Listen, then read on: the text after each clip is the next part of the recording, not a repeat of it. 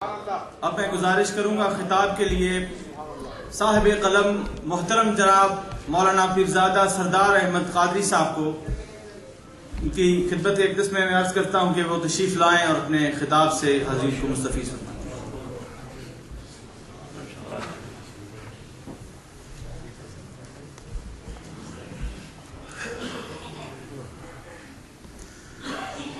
أعوذ بالله من الشيطان الرجيم بسم الله الرحمن الرحيم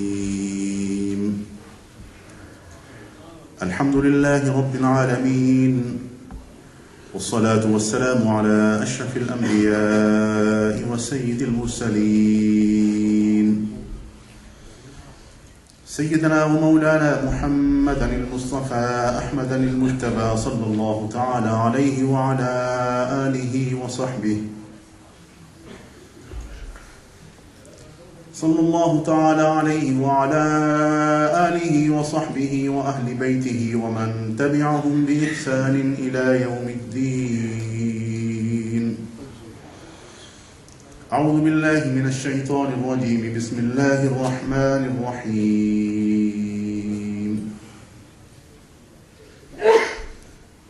وجوه يومئذ ناعمة لسعيها راضية في جنة عالية لا تسمع فيها لاغية وجوه يومئذ ناعمة لسعيها راضية في جنة عالية لا تسمع فيها لاغية فيها عين جارية فيها سرر مرفوعة وأكواب موضوعة ونمارق مصفوفة وزرابي مبثوثة. صدق الله العظيم.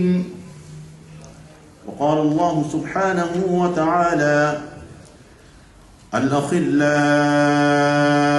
يومئذ بعضهم لبعض عدو إلا المتقين. صدق الله العظيم. إن الله وملائكته يصلون على النبي يا أيها الذين آمنوا صلوا عليه وسلموا تسليما. اللهم صل وسلم على سيدنا ومولانا محمد وعلى آله وصحبه وبارك وسلم وصلوا عليه. الصلاة والسلام عليك يا سيدي يا رسول الله وعلى آلك وأصحابك وأهل بيتك يا حبيب الله. مولاي صل وسلم دائما أبدا على حبيبك خير الخلق كلهم، فإن من جوده الدنيا وضرتها ومن علومه علم اللوح والقلم. يا رب بالمصطفى بلغ مقاصدنا واغفر لنا ما مضى يا واسع الكرم.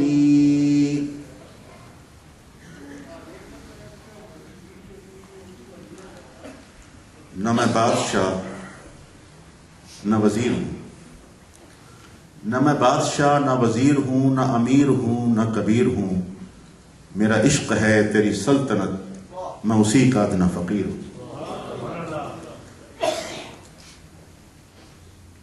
اہل علم اور اہل تصوف اور اہل دانش کی اس خوبصورت محفل میں کہ صدر مجلس شیخ الاسلام حضرت قبلہ پیر طریقت صاحبزادہ محمد علاء الدین صدیقی صاحب دامت برکاتہم العالیہ اور زینت محفل صاحب سجادہ دربار عالیہ بگار شریف حضرت برادر ذی وقار محترم حضرت علامہ ڈاکٹر پروفیسر ساجد الرحمان صاحب دامت فیوزہم،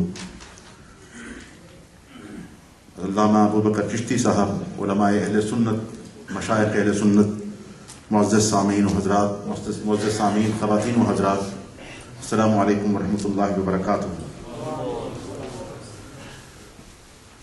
اللہ رب العالمین جل جلالہ و عز برہانہ نے ارشاد فرمایا کہ دنیا کا سفر ختم کر کے جب تم عالم برزخ میں پہنچو گے اور عالم برزخ سے جب ابدی حیات کا سفر شروع ہوگا تو کچھ چہرے تمہیں ایسے نظر آئیں گے جو بہت تر و تازہ، بہت روشن، بہت پر نور ہوں گے۔ چہروں کا ذکر کیا ہے، اور یاد رکھیے کہ چہرہ جو ہے وہ انسان کی پوری شخصیت کی کہانی بتاتا ہے۔ انگریزی زبان و ادب میں بھی کہتے ہیں کہ face is index of mind.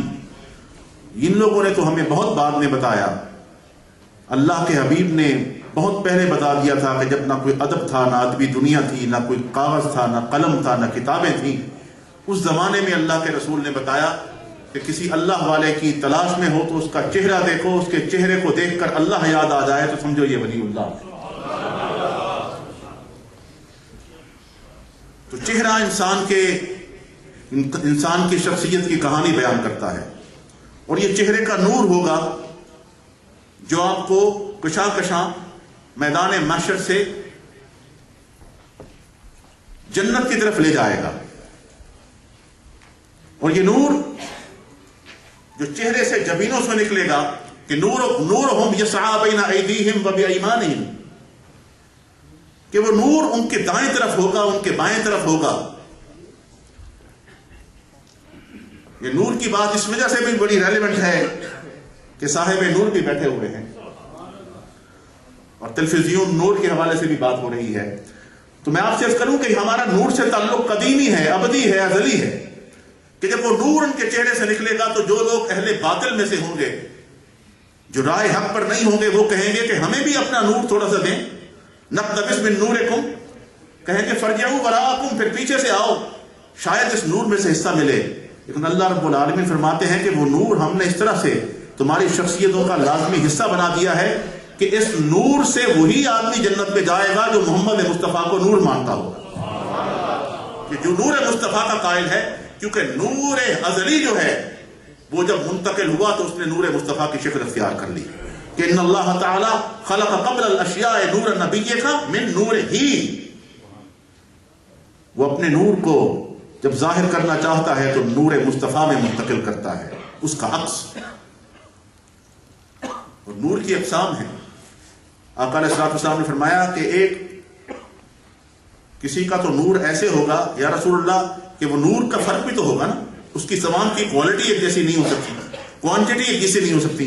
فرمایا کچھ ایسی نورانی شخصیتیں ہوں گی، فرمایا اس کے چہرے کا نور اتنا زیادہ وسیع اس کی رینج ہوگی کہ مدینہ منورہ سے لے کر یمن کے شہر صنعاء تک کا علاقہ اس کے نور سے جگمگا رہا ہوگا۔ اور آپ بلا شک و شبہ کہہ سکتے ہیں کہ اگر ایک شخصیت کی اس حوالے سے کوئی شخصیت ہوگی تو بلا شک و شبہ وہ امیر المومنین سیدنا ابوبکر صدیق رضی اللہ تعالیٰ عنہ کی شخصیت ہوگی، کیونکہ وہ خیر افضل البشر بعد الانبیاء بالنسل والتحقیق ہیں۔ یہ سیدنا صدیق اکبر کا نور یقیناً اس مرتبے پر ہوگا، یقیناً خلفائے راشدین کا نور اس مرتبے پر ہے، یقیناً امام الاولیاء سیدنا علی مرتضیٰ شیر خدا رضی اللہ تعالیٰ عنہ کا نور اس مرتبے پر ہے۔ تو نور کے حوالے سے تو چہرہ جو ہے، اور چہرے کے لیے یوں کہا کہ یہ چہرہ جو ہے یہ آپ کا اپنے رب کی بارگاہ میں جھکتا ہے، اور یہ محمد مصطفیٰ کی امت کے یہ لوگ جو اپنے چہروں کو رب کی بارگاہ میں جھکاتے ہیں، ان کے چہرے کے نور کا تذکرہ صرف قرآن میں موجود نہیں بلکہ سابقہ کتب سماوی کے اندر بھی اللہ رب العالمین نے ان چہروں کا بھی ذکر کیا ہے، ان چہروں سے نکلنے والے نور کا بھی ذکر کیا ہے۔ فرمایا سیماہم فی وجوہہم من اثر السجود، کہ ان کے ماتھے پر ایک چمکدار نشانی ہے جو ان کے سجود کی وجہ سے ہے، ان کے سجدوں کی وجہ سے ہے۔ اور پھر یہ سجدہ معمولی چیز نہیں ہے۔ لوگ کہتے ہیں کہ ایک پیر طریقت کا، ایک رہبر شریعت کا، یا قرآنی اصطلاح میں اگر قرآن ٹرمینالوجی، لوگ کہتے ہیں قرآنی ٹرمینالوجی کیا ہے، تو قرآنی ٹرمینالوجی میں رابطی میں نے عرض کی، قرآنی ٹرمینالوجی میں مزکی ہے، کیونکہ تزکیہ نفس یہ بیست رسالت کے تقاضوں میں سے ایک تقاضا ہے۔ وہ ایک مزکی ہونا چاہیے جو آپ کے دلوں کو صاف کرے۔ ربنا وبعث فیہم رسولا منہم یتلو علیہم آیاتک ویعلمہم الکتاب والحکمت ویزکیہم، اور لقد من اللہ علی المؤمنین اذ بعث فیہم رسولا منہم یتلو علیہم آیاتہ ویزکیہم کما ارسلنا فیکم رسولا منکم یتلو علیکم آیاتنا ویزکیکم. تو تزکیہ جو ہے یہ قرآن ٹرمینالوجی ہے، قرآن اصطلاح ہے، اور مزکی ہونا چاہیے. اور علماء جانتے ہیں کہ تزکیہ جو ہے فعل متعدی ہے. تزکیہ ہو نہیں سکتا جب تک کوئی تزکیہ کرنے والا موجود نہ ہو. تو لوگ کہتے ہیں اس کی ضرورت کیوں ہے؟ اس کی ضرورت اس لیے ہے کہ وہ جو سجدہ ہمیں ایک فقیہ بتاتا ہے، وہ سجدے کے اس کے قواعد بتاتا ہے کہ اس کے لوازمات کیا ہیں، وہ سجدہ کیسے کیا جائے، کس طرح سے سجدہ نہ کیا جائے تو مکروہات ہوتی ہیں، واجبات سجدہ کیا ہیں، سجدے کے فرائض کیا ہیں، سجدے کے آداب کیا ہیں. یہ فقیہ کا منصب ہے. یہ فقیہ آپ کو سجدے کے لوازمات بتاتا ہے، سجدے کی جو شرائط ہیں وہ بتاتا ہے، سجدہ کس وقت کیا جائے یہ بتاتا ہے، سجدہ کہاں نہ کیا جائے یہ بتاتا ہے. لیکن ایک مزکی جو ہے اس کی خصوصیت یہ ہے کہ وہ آپ کو اس مقام پر کھڑا کر دیتا ہے کہ جب آپ سجدہ کرتے ہیں تو اپنے رب کا نور اپنی آنکھوں کے سامنے دیکھتے ہیں. ان تعبد اللہ کانک تراہ. وما الاحسان یا رسول اللہ، احسان کیا ہے؟ فرمایا قال ان تعبد اللہ کانک تراہ فإن لم تکن تراہ فإنہ یراک، کہ اللہ کی عبادت اس طرح سے کرو کہ جس طرح اللہ کو تم دیکھ رہے ہو، اور اگر اللہ کو تم نہیں دیکھ رہے ہو تو یہ ضرور محسوس کرو کہ اللہ رب العالمین تمہیں دیکھ رہا ہے. یہ احسان ہے، اور احسان کی یہ منزل تزکیہ کے بغیر مکمل نہیں ہے. اور جو آپ کا مزکی ہوتا ہے سب سے پہلے آپ کو سجدے سے آشنا کرتا ہے. آپ یہاں بیٹھے ہیں بڑے نورانی چہرے والوں، بڑی بابرکت محفل میں ہیں، لیکن وہ آپ کا فیض جو آپ کو آپ کے مرشد سے ملے گا اور مل رہا ہے، اس میں کنٹینیوٹی، اس میں تسلسل اسی وقت پیدا ہو سکتا ہے کہ جب تک آپ کی یہ جبینیں رب تعالیٰ کی بارگاہ میں سجدوں سے آشنا نہ ہو جائے. کیونکہ یہ مقصد بعثت رسالت میں اولین شرط ہے. اور ہم اس کو سمجھتے ہیں کہ یہ کوئی ثانوی چیز ہے. یہ ایک سجدہ جسے تو گراں سمجھتا ہے 1000 سجدوں سے دیتا ہے آدمی کو نجات. یہ ایک سجدہ معمولی چیز نہیں ہے.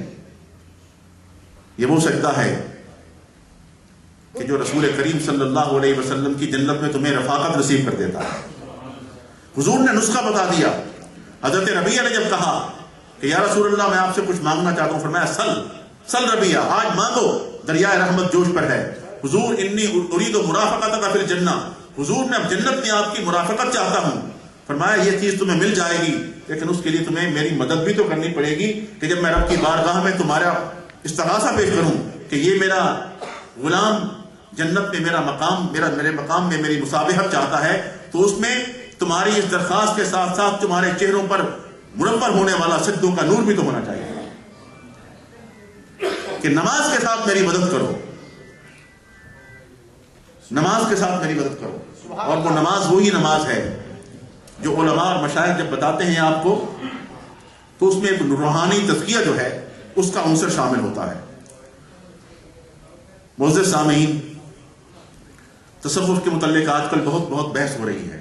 لوگ بہت لکھ رہے ہیں، سوچ رہے ہیں، بول رہے ہیں، لکھا جا رہا ہے، نوجوانوں میں طلب ہے. وہ آپ کی طرف دیکھتے ہیں. آپ کے مشائخ تشریف لاتے ہیں، لاتے رہیں گے، لیکن پوری دنیا میں ان کے پھیلے ہوئے مریدین ہیں. ان کو وہاں مختلف علاقوں میں، مختلف شہروں میں، مختلف ملکوں میں جانا ہوتا ہے. اس ملک میں تصوف کی نمائندگی آپ لوگ کرتے ہیں. آپ لوگ جو ان کے فالوور ہیں، آپ لوگ جو ان کے مرید ہیں، آپ لوگ جو ان کے بزرگوں کے خلفاء میں سے ہیں. اب لوگ تصوف کو جب ان کی طرف دیکھتے ہیں تو سمجھ جاتے ہیں کہ تصوف کیا ہوتا ہے، لیکن جب یہ نظروں سے اوجھل ہو جاتے ہیں تو تصوف کو آپ کے حوالے سے سوچتے ہیں، آپ کے حوالے سے جانتے ہیں، آپ کے حوالے سے پہچانتے ہیں. اب آپ اس تصوف کے پیغام کو پھیلانے والے بن جائیں گے. آپ اس تصوف کا تعارف بن جاتے ہیں، آپ اس تصوف کی معراج بن جاتے ہیں، آپ اس تصوف کا حوالہ بن جاتے ہیں. تو اسی لیے ضرورت اس بات کی ہے کہ یہ دنیا، یہ مغربی دنیا جہاں ہم رہ رہے ہیں، یہ اندر سے بہت کھوکھلی ہو چکی ہے. ان کو سکون کی تلاش ہے، امن کی تلاش ہے، راحت کی تلاش ہے. آپ دیکھ لیں، میرات پہ بھی میں نے یہی بریڈ فورڈ میں عرض کیا تھا کہ یہ وہ لوگ ہیں جو 20-30 پاؤنڈ سے زیادہ کسی کتاب پر خرچ نہیں کرتے. آج ہی آپ WH سمتھ میں چلے جائیں، وہاں حضرت شیخ عبدالعزیز دباغ رحمۃ اللہ تعالیٰ علیہ کی البریز کا انگریزی میں ترجمہ پیور گولڈ کے نام سے WH سمتھ کی دکان سے 120 پاؤنڈ میں بک رہا ہے، اور لوگ اس کو محبت سے خرید رہے ہیں، انگریز خرید رہے ہیں. مولانا روم کی کتابوں کا ترجمہ حضرت ہو رہا ہے، لوگ تحقیق کر رہے ہیں. وقت آنے والا ہے، زیادہ دور نہیں، آپ دیکھیں گے کہ 10 سالوں کے اندر اندر یورپ آپ کی طرف دیکھے گا۔ اقبال پہلے کہہ رہے تھے کہ تمہاری تہذیب اپنے خنجر سے آپ ہی خودکشی کرے گی، جو شاخ نازک پہ آشیانہ بنے گا ناپائیدار ہوگا، اور یہ تو ہونا ہی ہے کہ چشم افلاک، اقبال نے کہا تھا، یہ نظارہ ابد تک دیکھے اور رفعت شان رفعنا اللہ کا ذکر دیکھے۔ یہ ہم نے سوچا نہیں تھا کہ انگلستان کے اندر اس طرح کی محافل ہوں گی، اس طرح کی برکات ہوں گی۔